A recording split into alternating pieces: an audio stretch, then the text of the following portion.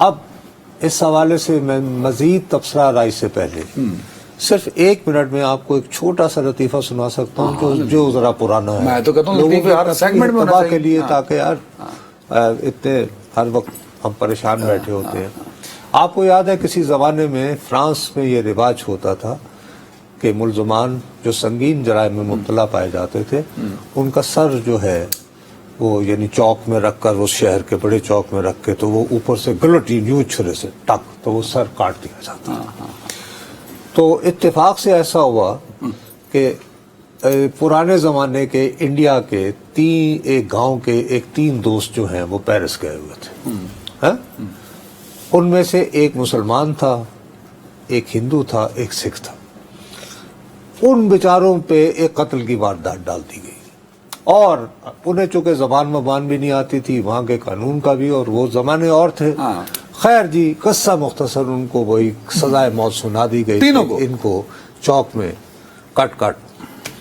تو وہ آیا پادری، وہ کرتے ہیں وہاں پہ ہوتا ہے کہ جی آپ کی آخری خواہش۔ تو مسلمان نے آسمان کی طرف منہ ڈھایا اور اس نے کہا کہ اللہ تجھے تو پتا ہے کہ میں بے گناہ ہوں، اور یہ کہہ کے ان کو جب لٹایا گیا تو اوپر سے ٹک جب کی وہ گلوٹی تو وہ چھرا نیچے ہی نہ آیا، تو اس کو چھوڑ دیا گیا۔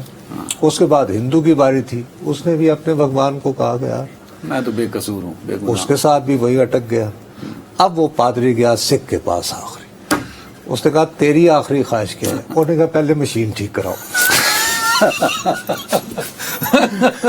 کہ پہلے مشین ٹھیک کراؤ، میری آخری خواہش بعد ہی تاکہ چھرا ٹھیک گرے آ کے، سمجھ آئی نا؟ تو بھائی میری حکومت سے فریاد ہے کہ مشین ٹھیک کراؤ۔ 9 مئی کے حوالے سے 12 مقدمات میں گرفتاری ڈالی جاتی ہے، وہاں تک تو ٹھیک ہو گیا۔ اب گرفتاری کے لیے ضروری ہوتا ہے کہ میجسٹریٹ سے 24 گھنٹے کے اندر اس کی اپروول لی جائے کہ جی اس شخص فلاں چیز میں مطلوب ہے۔ اب جسمانی طور پر ان کو انسداد دہشت گردی کی عدالت کے روبرو بانی تحریک انصاف کو پیش نہیں کیا گیا۔ ہو گئی بات، ہو گئی۔ اب 2 منٹ کی غالباً what's app video call type, اور کہا جی کہ ٹھیک ہے یہ وہ ادھر، تو آپ کو آپ کے وکلاء فلاں فلاں موجود ہیں، تو ہم آپ کو آگاہ کر رہے ہیں کہ آپ یہ الزام ہے تاکہ آپ کو بعد میں کوئی شکایت نہ ہو۔ تو موصوف نے کہا کہ ہاں جی ٹھیک ہے، لگا لیں رکت نہ۔ اب ان کے وکلاء لاہور ہائی کورٹ کے 2 رکنی بینچ کے روبرو یہ کہتے رہے ہیں کہ صاحب یہ پاکستان کی تاریخ میں پہلی مرتبہ ہو رہا ہے کہ ایک ملزم جس کے اوپر آپ 12 سنگین مقدمات قائم کر رہے ہیں، اس کو جسمانی طور پر عدالت میں پیش کرنے کی بجائے آپ واٹس ایپ کال پہ حاضری لگا لیتے ہیں۔ صاحب یہ کون سے قانون کے تحت؟ یہ تھی بنیادی بات۔ اچھا، اب اس کے پاس آپ کا کیا آرگومنٹ ہے؟ بھائی آپ نے میجسٹریٹ کے آگے پیش کرنا ہے نا انسداد دہشت گردی کی عدالت سے۔ تبھی آپ کا بھائی صاحب آپ یہاں سے ہیلی کاپٹر پہ لے جا کر، آپ کو یاد نہیں ہے ہیلی کاپٹر جب نواز شریف صاحب گرفتار تھے تو ہیلی کاپٹر پہ انہیں کراچی لے جایا جاتا تھا نا انسداد دہشت گردی کی عدالت میں۔ ٹھیک ہے، پریزیڈنٹ ہے، صحیح ہے، ٹھیک ہے نا؟ آپ ان کا قیدی نمبر 804 جان کو بھی خطرہ ہے۔ اب ایسے تو یار ہر آدمی کو خطرہ ہے، جو جہاں سب کی جان کو خطرہ ہے، وہ تو تھریٹس ہیں۔ اوہو بھائی کس کو؟ وہ تو گورنمنٹ نے کہا ہے، خود عمران خان نے تھوڑی کہا ہے۔ وہ بھی انہوں نے رات کے 9:30 بجے یہ نوٹیفیکیشن جاری کیا، رات کے 9:30 بجے۔ خیر اس کے بعد وہ پروسیکیوٹر جنرل سے یہ بینچ جو ہے بار بار پوچھتا رہا کہ یار 9 مئی کو گزرے ہوئے، اب 14 مہینے گزر گئے، تو یہ زیر حراست ہی تھے، تو آپ کو یہ گرفتاری اسی وقت ہی ڈالنا یاد آئی؟ پہلے ڈال لیتے، آپ پہلے ڈال لیتے بھائی۔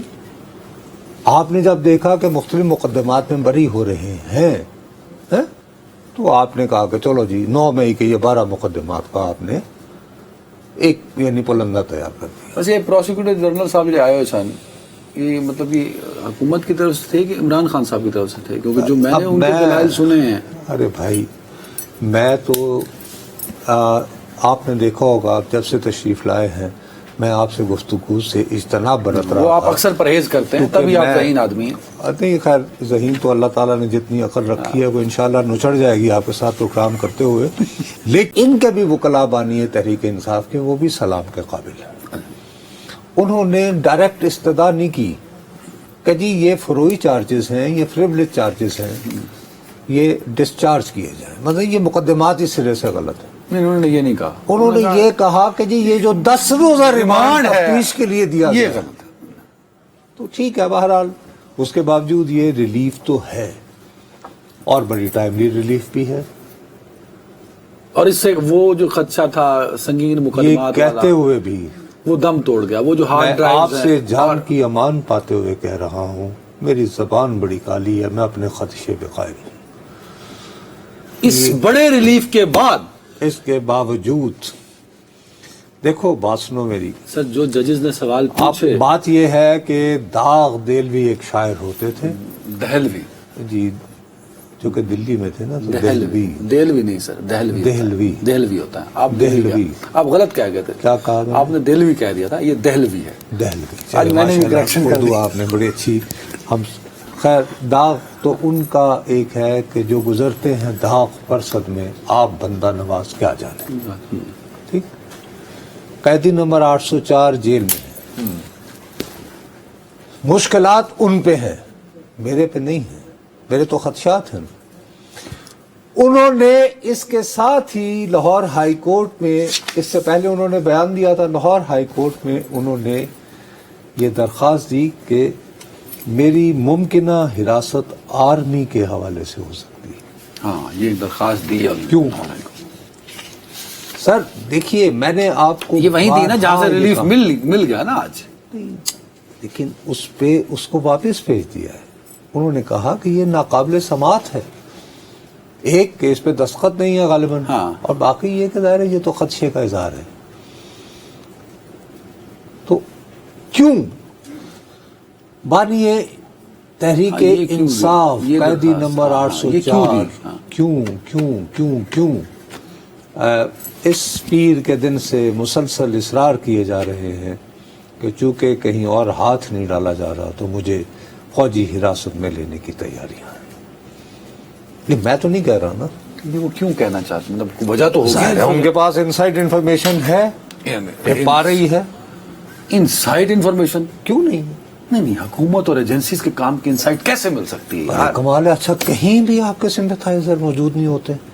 میں نے تو بہت اپوزیشن کے حکومت میں تو دیکھے نہیں ہیں۔ ہے، خیر آف کورس سیکیورٹی اداروں، ارے بابا بات یہ ہے کہ جو اتنے بڑے بڑے ادارے، ایف آئی اے ہے، اب آپ کا کیا خیال ہے کہ ایف آئی اے میں 10 15 20 بندے بھی جو ہیں وہ دل سے ان کے ساتھ نہیں تو ہوں گے؟ کیوں دیں گے آرمی کی؟ بھائی مجھے ایز صحافی کے طور، اور بھائی مجھے ایک صحافی کے طور پر just for as a journalist مجھے بتا دیا جاتا تھا کہ جی وہ فلاں صاحب، یہ ایم آر ڈی کی گرفتاریاں ہو رہی تھی، 83 کی بات ہے، میں ابھی ینگ رپورٹر تھا، تو بہت سارے لوگ جو ہیں وہ اپنی گرفتاری دینے آتے تھے۔ اچھا اس کو پریونٹ کرنے کے لیے وہ جو ہے کرتے تھے کہ جی پہلے گرفتار کر لو ایم پی او کے تحت، تاکہ بندے کی وہ تصویر نہ بنے۔ ایک تو ویسے ہی سینسرشپ تھی، لیکن چلو انٹرنیشنلی بعض اوقات آ جاتی تھی، مطلب گارڈین میں آ گئی، ٹائمز میں آ گئی۔